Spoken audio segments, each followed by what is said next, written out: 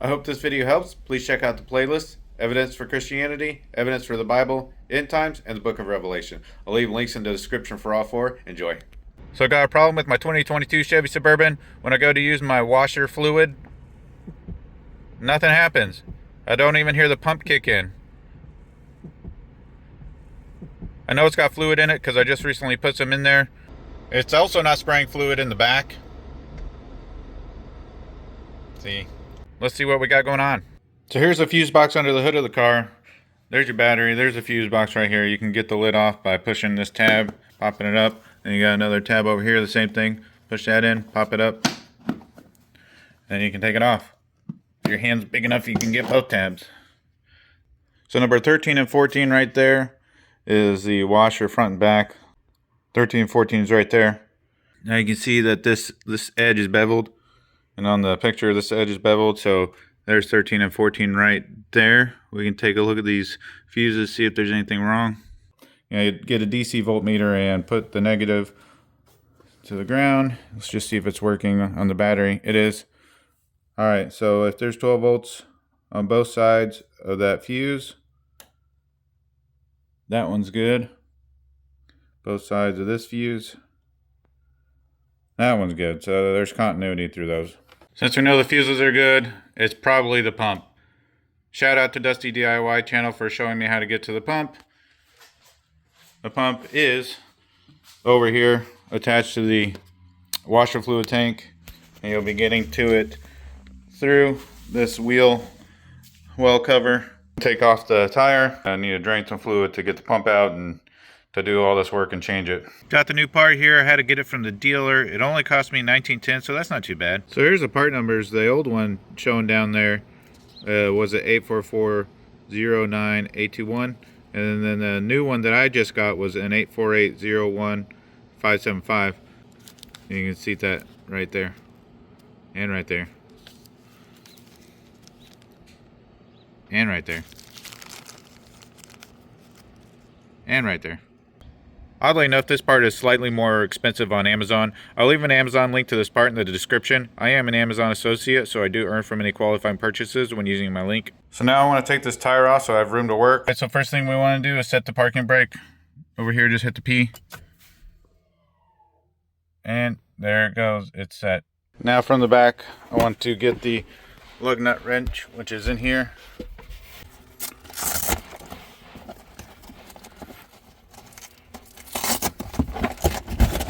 So where I'm going to jack it up from is that spot right there, this one. Then I'm going to put a jack stand behind it just in case the jack fails.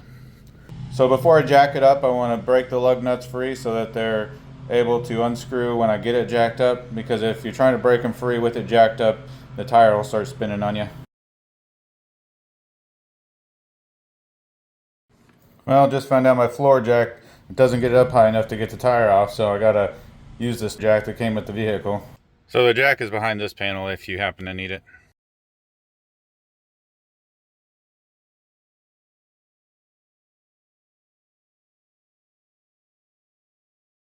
Alright, it's finally jacked up enough. Let's get the tire off.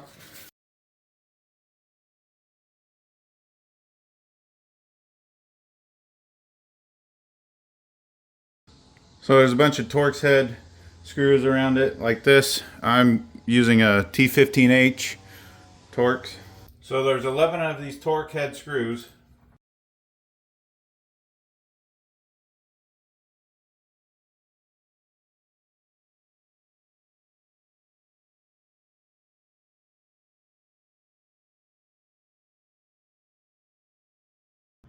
So there's also a 7mm bolt right there. Don't take this one out, only this one back here. Now for the fun part, getting this stupid thing out.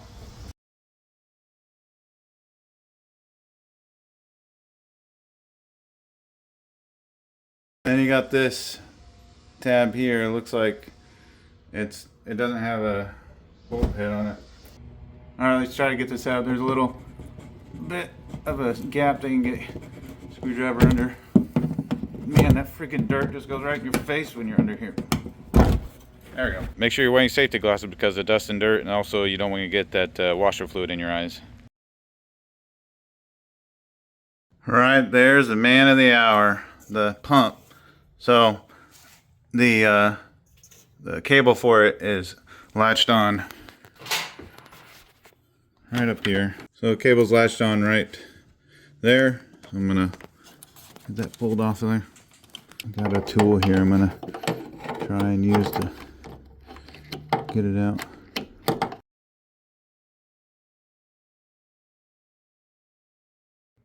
Well, I finally got it. Just took a lot of prying with this thing in order to get it to pop off, and luckily I didn't break anything.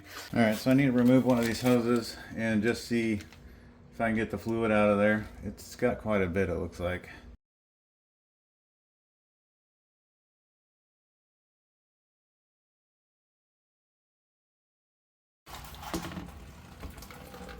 So there's the setup I got. Straining from where the white hose came off the pump into my bucket.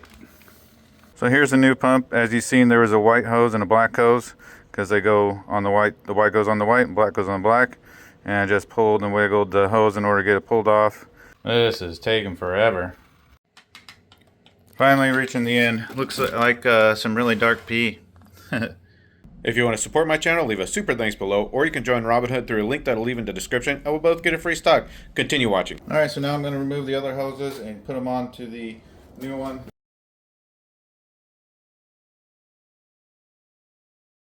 Now let's get the pump off. Pull forward on it, and then it comes unhooked. And now it's got more coming out.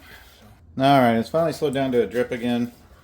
Let's just get this stupid thing out of here. And then we'll... So I gotta pull forward. And then you gotta pull up to get it out of the hole. And there might be more fluid come out when I do that.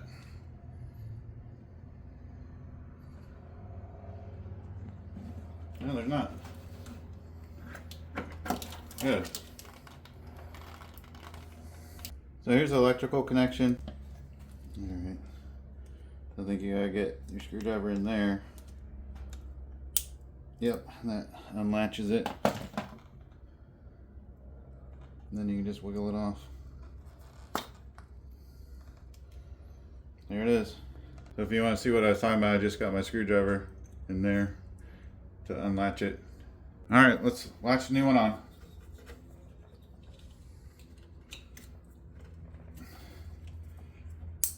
Got it. First, let's just make sure it actually runs. Oh yeah, you heard that. So to get it in, you just need to fish around for the hole that that this long part goes in, which is kind of a grommet. So get it down in that hole, and then push the thing back, and it locks in place. So we're good. Now we can just put the hoses on.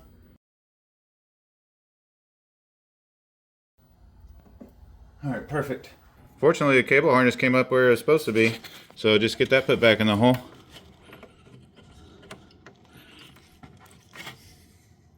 Might not be easy, but finally got it back in there. Took my needle nose, had to grab onto the back of it and shove it in there with that. I was able to transfer most of the fluid back into this container, so now I'm going to refill it with this fluid and then go ahead and see if it leaks. Alright, I got it filled back up. The hoses look good. I don't see any leaking coming from the pump. So we should be good to go to put everything back together. I'm absolutely dreading this part because that dust on that stupid cover just goes all up in your face.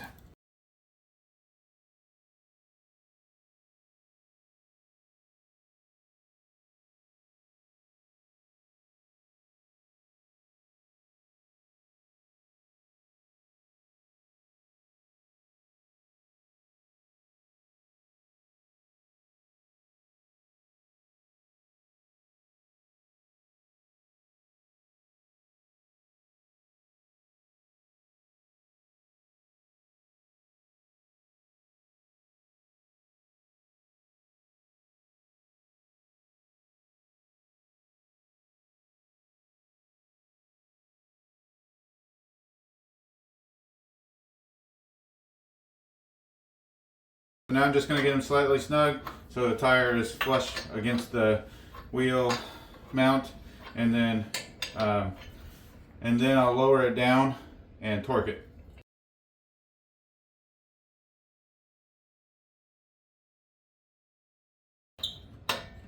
Alright, so now when I lower it down, it will keep that wheel from spinning, and then I can put some torque on. Now I have it down all the way, go ahead and torque your lug nuts.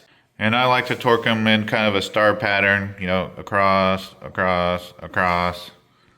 Alright, release the parking brake and we're done. Hold on the brake, push your park release. Alright, you're good. Alright, moment of truth. Oh, yes. Other side.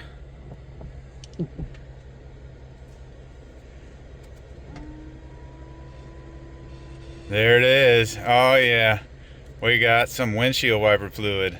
If you have any questions, just leave them in the comments. And if you want to connect with me, I have a public group on MeWe called Share Your Trade. And I also have an Instagram. I'll leave links in the description for both of those. Thanks for watching.